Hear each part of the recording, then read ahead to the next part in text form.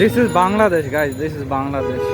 রাস্তা কিভাবে বন্ধ করে দাঁড়িয়ে আছে দেখেন, এর ভিতরে বিবেক বলে কোনো কিচ্ছু নেই। দেখেন একটা গাড়ির জন্য এত জ্যাম।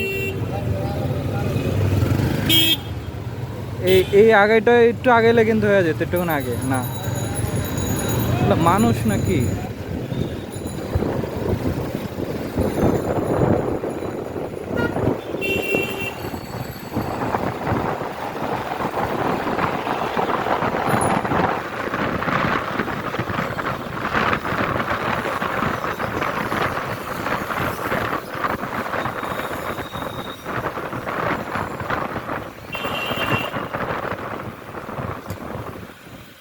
শুধুমাত্র ওই গাড়িটার জন্য আমার এই জ্যামে, আবুল হোটেলে জ্যামটা পড়া লাগলো, নাইলে আমি এতক্ষণে পার হয়ে যেতে পারতাম।